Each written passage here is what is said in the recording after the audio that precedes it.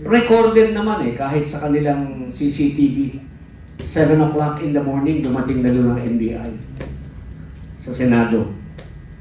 Pumusisyon na sila, strategically, nakaposisyon na sila. Tapos may pumunta na sa opisina ng Sergeant at Arms, yung team leader pumunta na rin kay dating Senate President Tito Soto na coordinate, magsaserve kami ng warrant. Kung gusto nating baguhin talaga ang saligang batas, and I agree we should change our constitution into a parliamentary, democratic, republican government.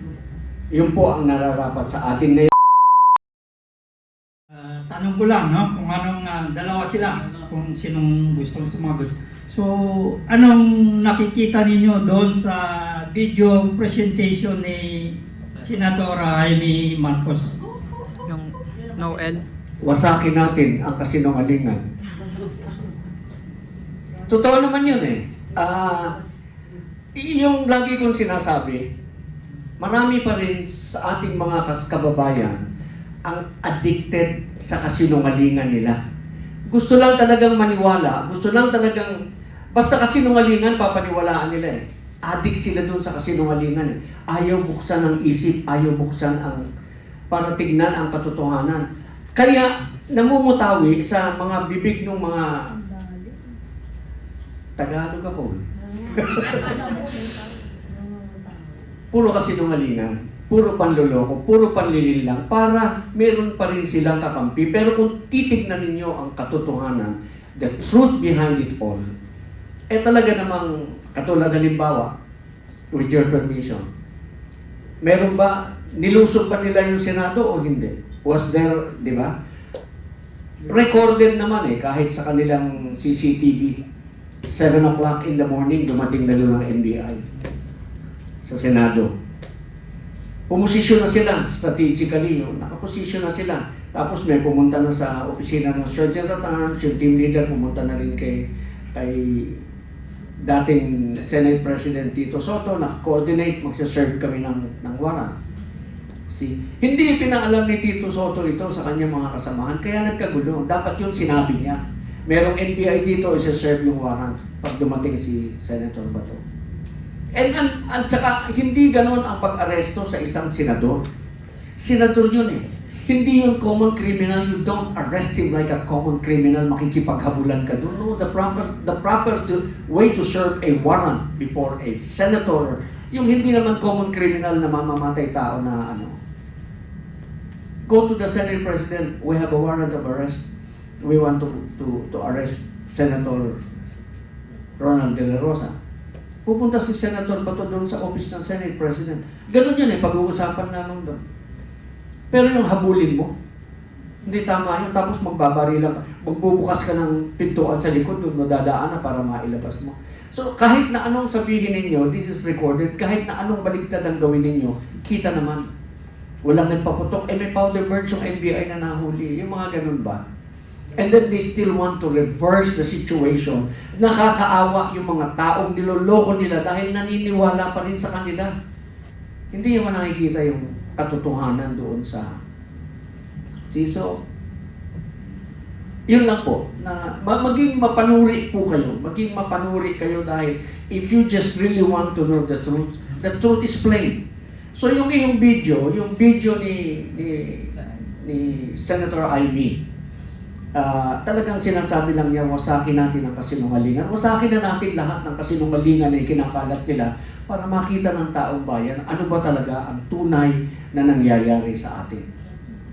So, yung yung nasasuler na pinag-uusapan doon, so ano ba yung niluluto na yun na medyo maraming nag-react din doon?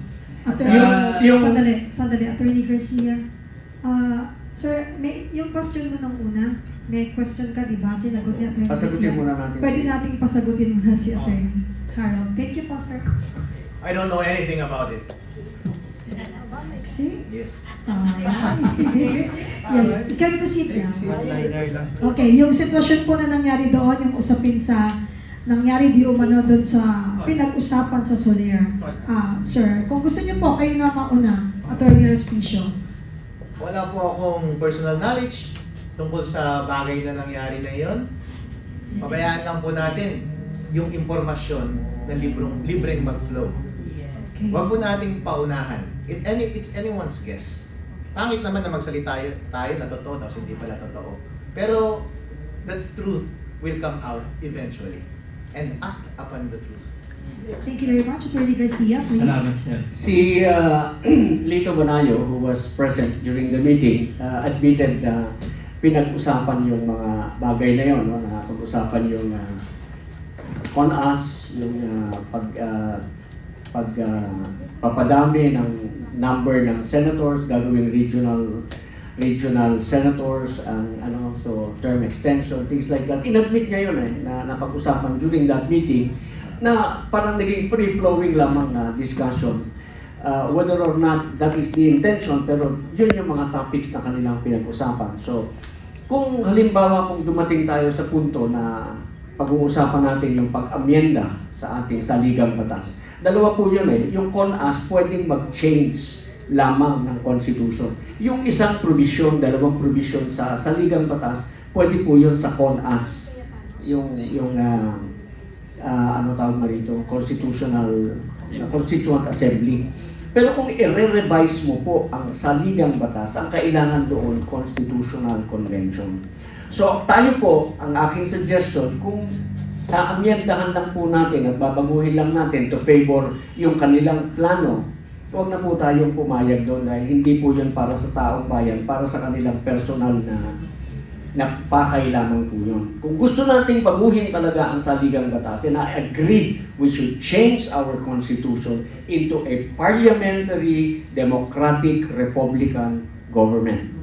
Yun po ang nararapat sa atin ngayon. Liitan natin ang management para mas maging manageable. Liitan natin para hindi ganyan kalalaki yung, para mabawalan natin makorek natin yung wala nang mga magnanakaw, because kung maliliit ang ating unitary government, ang ating management, madali ang serbisyo, mabilis ang serbisyo. Kasi bawat unitary unit ng isang federal government, may sariling Supreme Court, so mabilis yung justice. May sariling Department of Health, so mabilis yung pag-render ng mga public services. May mga sarili silang dole, may sarili silang everything, which is confined to their own localities. For example, dun sa mga lugar na ine-exploit mo yung natural resources ng bansa, ng lugar, the decision is local. IPs, you involve the IPs doon sa lugar nila mismo kung papayag sila o hindi sila papayag. You have to reckon with the locals locally. Hindi the locals will have to reckon with the national to protect their own interests. You see, so may advantage po yung ngayon ang dami na natin We have to divide, hatiin natin yung management ng buong bansa so that we are able to render and provide service. Para makita natin ngayon, nakakakita ba kayo ng mga bagong kalsada kung hindi dahil kay Ramon Ang at saka kay Manny Pangilinan? Wala na sa gobyerno nang gagaling. Meron tayong project na subway na uubos din yung budget. You see, so kung magpapalit tayo ng saligang batas, magpalit tayo ng saligang batas sa ikabubuti ng lahat ng mamamayang Pilipino, hindi only to serve the purpose of a few para sa kanilang pag-perpetuate ng kanilang sarili. Thank you very much, Attorney Garcia. At salamat po sa lahat ng mga binalangkas natin at makikiisa ninyo para magkaroon talaga ng kalinawan ng isip sa inyo pong through your statement po, nagiging malinaw at matibay po yung mga nangyayari at kaganapan sa ating bansa na talagang hindi kailanman dapat natin pabayaan magtagumpay ang kasamaan sa ating bansa. At Attorney Garcia, pwede na po tayo. Magbigay ka naman ng parting words kasi medyo naglalapis na po tayo sa oras. Masyado naging maganda po yung usapan natin ngayon. Please do the honor. Attorney Garcia, please.